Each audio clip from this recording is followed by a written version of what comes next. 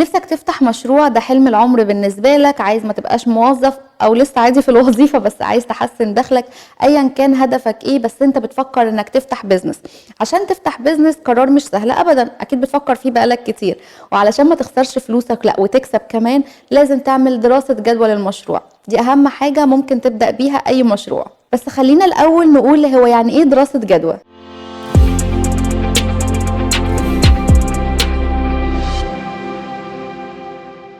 دراسة الجدوى أصلا معناها هي الخطوات التحليلية اللي انت لازم تعملها علشان تعرف المفروض ان انت تفتح المشروع ده ولا لأ، تفتحه امتى، فرص النجاح بتاعته هينجح بنسبة قد ايه، وهتكسب كام وامتى. طب ايه هي بقى ايه؟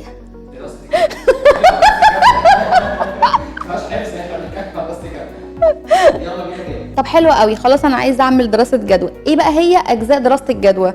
اولا الجدوى التسويقيه، هل اصلا في سوق للخدمه او المنتج اللي البيزنس بتاعك بيقدمها، ولا السوق اصلا متشبع وقفلت على كده؟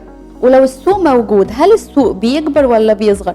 الناس في المنطقه اللي انت هتفتح فيها البيزنس بتاعك محتاجين اللي انت بتقدمه ولا لا؟ هل في مشاريع تانية جنبك ممكن تخدم على مشروعك؟ يعني مثلا لو انت هتعمل كووركينج سبيس او منطقة عمل مشتركة، هيبقى لطيف قوي ومن المفيد ليك لو في حواليك مدرسة، جامعة، سناتر تعليمية، اي حاجة ممكن تحتاج الخدمة اللي انت بتقدمها.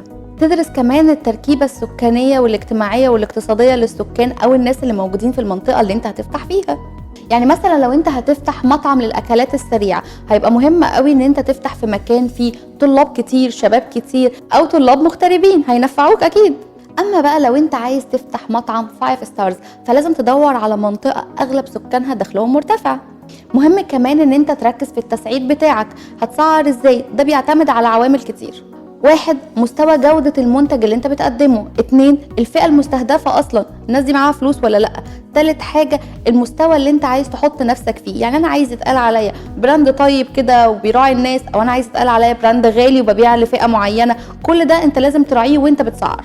دي الحاجات الأساسية واللي مكتوبة في الكتب. بس كمان لازم تركز قوي في المنافسين بتوعك وتدرسهم، لأن انت مش هتطير لوحدك كده وتحدد الأسعار وكل حاجة مع نفسك. لا، لازم تشوف المنافس بيعمل ايه، مستوى الخدمة بتاعه، الجودة بتاعته، البراند نيم اللي هو بناه، الأسعار اللي هو بيعملها، مدى تعلق العميل بيه. خلاص العميل عايزه هو بس، ولا انت قادر ان انت تدخل وهو بيقدم بكام وانت هتعمل ايه. كمان لازم تركز ازاي هتوزع المنتج بتاعك. يعني ازاي العميل هيجيلك، او انت هتروح للعميل وهو اصلا الصح ان هو اللي يجيلك ولا انت اللي تروح له. الجزء التاني بقى من دراسة الجدوى هي دراسة الجدوى التشغيلية. هنا محتاج تركز هو ايه اللي انت محتاجه عشان تبدأ تشغل المشروع بتاعك. يعني مثلا لو انت هتفتح مصنع، محتاج تعرف ايه المكان اللي انت عايزه، هتجيبه منين، محتاج مخزن ولا لا، المواصلات، العمال بتوعك او الموظفين هيقدروا ان هم يجوا بسهولة، ولا انت هتعمل لهم باصات، ولا انت اغلب الناس عندك مغتربين فلازم توفر لهم سكن. كل دي حاجات لازم تركز فيها. كمان لازم تشوف التكنولوجيا اللي انت محتاجها. يعني مثلا لو انت عندك حاجات غالية جدا فمحتاج سيستم امن قوي جدا، او محتاج سيستم للحسابات يجرد لك اللي بيحصل، يشوف ايه اللي دخل وايه اللي خرج، محتاج سيستم للمبيعات. اي تكنولوجيا انت محتاجها. وخليني اقول لك ان التكنولوجيا اكيد هتساعدك في مشروعك. من المهم كمان في دراسة الجدوى التشغيلية هو تقدير الطاقة الانتاجية. يعني السوق محتاج مني قد ايه، سواء بقى عدد من البرودكت، او انا بخدم كام عميل، عشان اقدر اقيم صح انا محتاج معدات قد ايه، مكاتب قد ايه، هعين كام موظف معايا. وانت كمان شغال على دراسة الجدوى التشغيلية، لازم تحدد الهيكل اللي انت هتشتغل بيه، يكون هيكل واضح للشركة او المصنع بتاعك. انت عايز كم موظف، وكل موظف هيعمل ايه بالظبط، ومحتاج خبرته قد ايه او شهادته ايه. طبعا من الحاجات المهمة قوي في دراسة الجدوى التشغيلية هو تحديد هيكل واضح للشركة او المصنع بتاعك.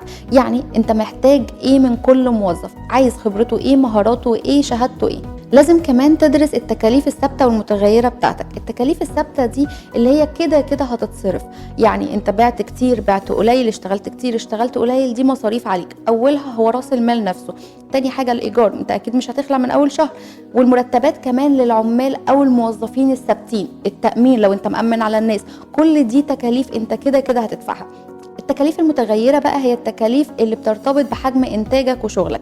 يعني انا ببيع اكتر والسوق تمام، فمحتاج اصرف ماركتنج متغير علشان ابيع اكتر، او انا ما بعتش خالص فمحتاجة اجر مخازن علشان احط فيها البضاعة بتاعتي. هي ملهاش علاقة قوي بان انت في زيادة او نقصان، بس هي بتتغير حسب انتاجك وشغلك. نيجي بقى للجزء الثالث من دراسة الجدوى، وهو دراسة الجدوى المالية، ودي بتشمل انت هتمول البيزنس ده من فلوسك انت، من تحويشة العمر يعني، ولا هتدخل معاك شركاء، ولا في حد داخل براس المال وانت اصلا بالإدارة. اخر حاجة بقى هي دراسة الجدوى القانونية، لازم تبقى عارف ايه هي التراخيص اللي انت محتاجها، التصاريح، وتكلفة الحصول عليها. وبكده نكون غطينا اهم الخطوات اللي لازم تعملها علشان تشوف جدوى المشروع اللي انت داخل فيه وتقلل المخاطرة على قد ما تقدر. وفي الاخر انا دايما مع انك تدي العيش لخبازه، يعني انت محتاج تروح لحد بيعمل دراسة جدوى فعلا فهمها كويس جدا عشان يقدر يساعدك، ومش هتفرق ابدا تكلفته معاك. لكن مبدئيا عشان تشوف انت عايز تعمل المشروع ده فعلا ولا لا كخطوة اولية، يعني في نماذج كتير موجودة على الانترنت جاهزة لدراسات الجدوى، تقدر ان انت تملاها وتشوف النتيجة اللي هتطلع بيها. ربنا معاك.